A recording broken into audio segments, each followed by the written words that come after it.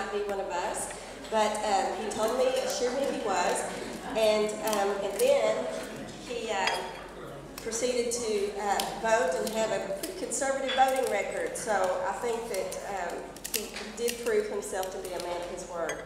And so Bryan went to school here at TJC and worked his way through TJC and UT Tyler, and then went to Baylor Law School.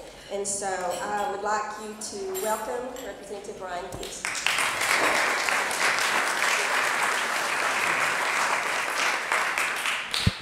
Thanks, Ms. Sharon. My name is Bryan Hughes. Many of us have met before.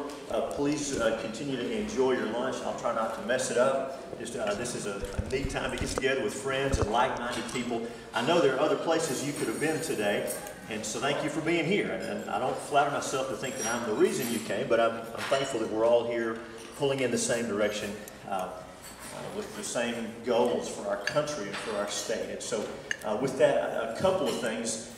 Not long ago, Representative Schaefer and I were before you, and many of us were here talking about a recap of the legislative session.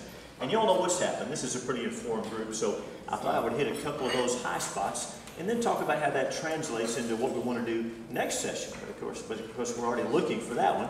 It won't be long. There's plenty of work left to do. One question, and I got to tell you, when I'm down in Austin, I don't hear much about this. When we're down in Austin, there's one issue that just doesn't come up a whole lot. But then when you come home, you come back to the real world, you come back to Texas, dare I say. Austin's a nice place, but it's different. It's just not like it is around here. It's a fun place to visit. You come back to Texas, you come back home, and people want to talk about the border, about border security, right? About making sure that we're doing our part. Now, you know what's going on. That's a federal responsibility. I don't have to tell you that. The feds have a duty to protect that border, and they're not doing it. And that's not the Border Patrol's fault. We have some wonderful, dedicated, brave Border Patrol officers, but because of the limits put on them by their superiors, and because of the resources given to them, they're not able to do their jobs like they ought to be able to. And so Texas is trying to fill in the gaps. You know this. We've sent more DPS troopers down there, more technology, more aircraft. And just this last session, here's what was accomplished. There's still work to do, but let me encourage you a little bit on what's been accomplished. The major border security bill passed by the House and the Senate and signed by the governor puts about $800 million in new money into border security. And we know money isn't everything. You can't always throw money at a problem, but it does take money, right? So that money is going to translate into more DPS troopers on the ground, more aircraft, more technology, and more cooperation with local law enforcement. Yesterday, I was speaking to Colonel McCraw, who's the head of the DPS. Many of us know him, have worked with him, and he was giving me a little update, and I do have some encouragement for you. Because the feds aren't doing their job, and Texas is, here's what we're moving toward. One sector at a time, one sector of the border at a time. The DPS is moving toward the goal of having that sector secure. Now, I was speaking last week about the border, and someone asked me, what do you mean by secure the border? What does that mean? And that's a very good question. How do we define success? How do we know when we've gotten there? Well, according to DPS, and I agree with this definition, success in securing the border means that there are no smuggling activities, whether it's smuggling people or drugs or guns. There are no smuggling activities getting through. We're stopping every single one of them. Now, how do we do that? We're doing it with people and with technology. Basically, as Colonel McCraw put it, we're setting up a technology field so that by using cameras and other technology and helicopters and planes and other devices like that, we're going to know who's crossing the border, know who the threats are, and have DPS troopers, have law enforcement there within minutes to deal with those threats. That's our goal. Now, we shouldn't have to do this. The feds ought to be doing this, but how many of us here agree that if the feds won't, Texas has got to step up and stand in the gap? Amen? I know how we feel about that. And so we're making progress. There's a long way to go, but I supported that border security bill and the budget with extra funding to deal with border security. It will also encourage you to know that we've been sending bills to the feds. Did y'all know that? Every time we spend a bunch of money on the border, we send a bill to the feds. Professor, we haven't gotten our check yet, but we're gonna keep sending bills. We're gonna send the mail. That's right. We're gonna keep sending them bills. We're gonna keep track of this. Rather than wring our hands and complain about them, we're gonna do our part. And so there's more that can be done. There's the Border Compact. You may have heard about this. Article 1, Section 10 of the U.S. Constitution says that states can enter into compacts with other states. And if we do this, we can actually bypass the feds.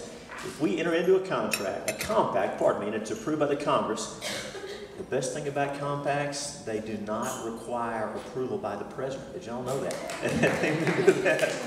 Hopefully soon that won't be as much of a concern. But a border compact, we can issue it with other border states, and we can basically go around the feds, do our own border enforcement.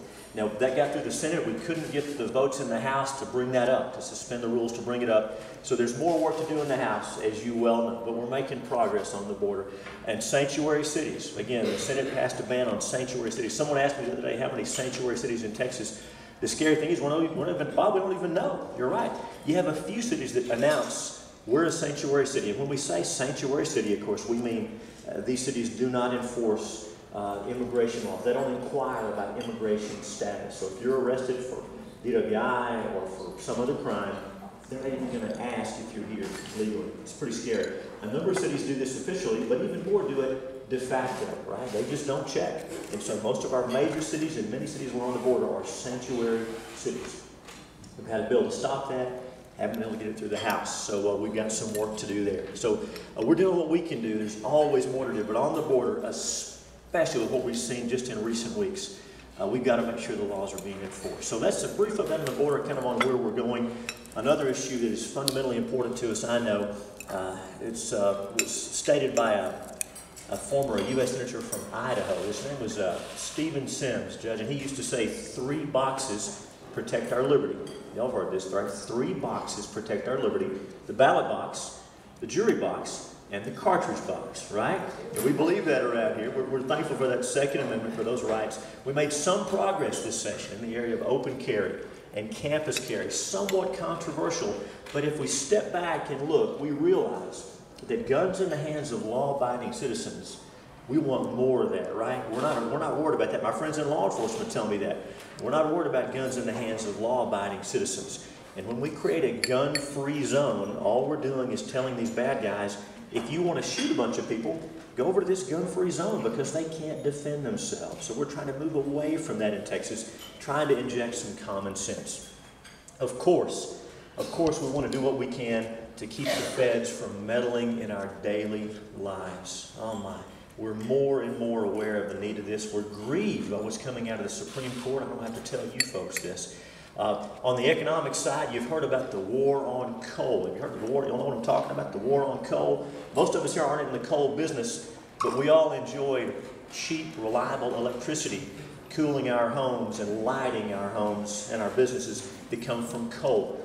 And the administration has set its sights on that. And one of the frustrating things is, the folks in this administration, and many politicians, they claim to care about working folks, right? They talk about the middle class and working folks. But what they're doing in shutting down our electric capacity, they're getting rid of good, high-paying jobs. And Sheriff, they're raising the cost of electricity for real working people that they claim to care about. We're suing him. My friend, Attorney General Ken Paxton, sued him again last week. We're going to keep doing that and pushing back.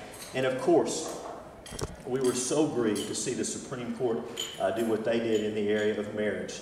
And we understand that God defined marriage a long time ago. We don't need the state of Texas or the Supreme Court, 5 old lawyers on the Supreme Court to do that. And they've done it as far as it goes. And we're going to keep fighting them on that. I will say this, there's a lot of good folks with different suggestions, and we're going to hear a lot of discussion about this. One proposal is that we get the state completely out of marriage, just remove the state from the marriage business. You know, I'll tell you, we've talked about that, and I've had discussions about it.